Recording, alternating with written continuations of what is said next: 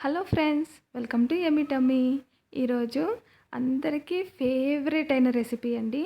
పులిహార అంటే ఎవరికి ఇష్టం ఉండదు చెప్పండి. అందులోని ఆవకాయ అంటే ఇష్టపడని వాళ్ళంటూ ఉండరు కదా. మరి ఇవాళ సూపర్ డెలీషియస్గా ఉండే ఒక రెసిపీ మీ అందరితో షేర్ చేయబోతున్నాను. ఇది గోదావరి స్పెషల్ అండి. ఆవకాయ పులిహోర చాలా టేస్టీగా ఉంటుంది. 2 నిమిషాల్లో అయిపోతుంది. ముందుగా ఒక ప్లేట్లో వేడివేడిగా అన్నం తీసుకుని అందులో 1 టేబుల్ స్పూన్ ఆయిల్ వేసి ఈ విధంగా కలిపి ఉంచామంటే అన్నం ఎప్పుడూ పొడిపొడిలాడుతూ ఉంటుంది. ఇప్పుడు ఇలా కలుపుకొని పక్కన పెట్టుకున్నాక ఇప్పుడు కడాయి పెట్టుకొని అందులో ఒక 4 టేబుల్ స్పూన్లు ఆయిల్ వేసుకుని అందులో 1 టేబుల్ స్పూను పల్లీలని బాగా దోరగా వేయించుకోవాలండి. పల్లీలు అనేవి మనకి బాగా దోరగా వేగాలి. అప్పుడే పులిహోరలో టేస్ట్ బాగుంటుంది. చూడండి, ఈ విధంగా రంగు మారి పూర్తిగా వేగేంత వరకు వేయించుకోవాలి. 1 నిమిషంలోనే బాగా తొందరగా వేగిపోతాయండి. ఇప్పుడు ఇలా వేయించుకున్న పల్లీల్లోకి 1 టేబుల్ స్పూను శనగపప్పుని యాడ్ చేసుకోవాలి. శనగపప్పు కూడా బాగా వేగాలండి. అలాగే ఒక 2 ఎండుమిరపకాయలని వేసుకుని అలాగే 2-3 దంచిన వెల్లుల్లిని వేసుకోవాలి. ఇప్పుడు ఇదంతా కూడా ఒకసారి కలిపి మరో నిమిషం పాటు బాగా వేయించుకోవాలి. మనకి ఎక్కువ టైం తీసుకోదండి, శనగపప్పు వెంటనే వేగిపోతుంది.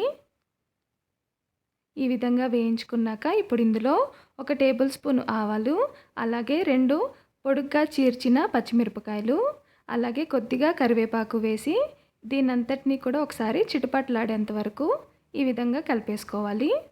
మనకి వెంటనే ఇది బాగా వేగిపోతుంది. ఈ పల్లీలు శనగపప్పు బాగా దోరగా వేయించుకోవడం మాత్రం అస్సలు స్కిప్ చేయొద్దండి, ఇది చాలా ఇంపార్టెంట్. ఇప్పుడు ఇందులో చిటికెడు ఇంగువని యాడ్ చేసుకుని అలాగే ఒక మీడియం సైజుగా కట్ చేసుకున్న చిన్న చిన్న ముక్కలు టమాటాని యాడ్ చేసుకోవాలి. బాగా చిన్న సైజుగా కట్ చేసుకుంటే మనకి వెంటనే వేగిపోతాయి. టమాటా ముక్కలు అనేవి మనకి బాగా తగలకుండా ఉంటాయండి.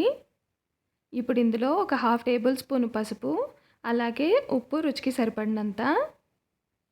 ఇప్పుడు దీన్ని ఒకసారి కలిపేసుకుని మనకి టమాటా దగ్గరకు వచ్చేంత వరకు వేయించుకోవాలి. మనం ఉప్పు యాడ్ చేసాం కాబట్టి మనకి 1 నిమిషం లోపే పూర్తిగా టమాటా అనేది మగ్గిపోతుంది. చూడండి, 1 నిమిషం లోపే మనం మీడియం ఫ్లేమ్లో పెట్టుకుని కుక్ చేసుకుంటే వెంటనే వేగిపోయింది. చూడండి, పూర్తిగా టమాటా అనేది దగ్గరకు వచ్చి బాగా మగ్గిపోయింది. మనకి చేయడం ఎంత సింపుల్గా ఉంటుందో టేస్ట్ అంత సూపర్గా వస్తుందండి. ఇప్పుడు ఇందులో ఒక 2 టేబుల్ స్పూన్లు ఆవకాయని యాడ్ చేసుకోవాలండి. నేను ఇక్కడ 1 ముక్క ఆవకాయ అలాగే మిగతా అంతా గొజ్జు యాడ్ చేశాను. నేను 2 కప్పులు రైస్ తీసుకున్నానండి.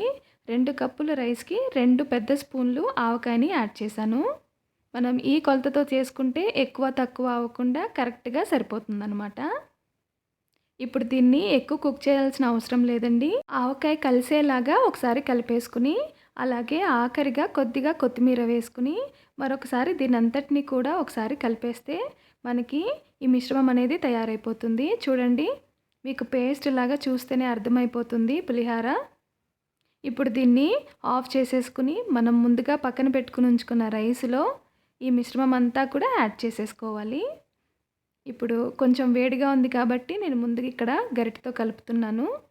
ఇప్పుడు మనం దేంతో కలిపినా సరే, చేత్తో అయినా గరిటెతో అయినా సరే, మనకి అన్నానికి పూర్తిగా పట్టేలాగా కలుపుకోవాలండి. ఇది చేయడం కూడా 2 నిమిషాలు కాబట్టి మీరు ఏ టైంలోనైనా చేసుకోవచ్చు. మీరు లంచ్ బాక్స్లోకి చేసుకోవచ్చు, అలాగే ఏదన్నా కారంగా వేడివేడిగా తినాలి అన్నప్పుడు కూడా 2 నిమిషాల్లో చేసుకోవచ్చు. మనం పచ్చడి అనేది ఇంట్లోనే రెడీగా ఉంటుంది కాబట్టి ప్రత్యేకించి ఎక్కువగా దీనికి పదార్థాలు కూడా అవసరం లేదు. మరి ఇంత టేస్టీ అయిన రెసిపీ మీరు ట్రై చేసిన తర్వాత మీకు ఎంత బ్రహ్మాండంగా కుదిరింది అనేది మర్చిపోకుండా నాకు కమెంట్ సెక్షన్లో కమెంట్ చేసి చెప్పండి. వీడియో నచ్చినట్టయితే లైక్ చేసి సబ్స్క్రైబ్ చేసి అలాగే బెల్ ఐకాన్ని ప్రెస్ చేయండి.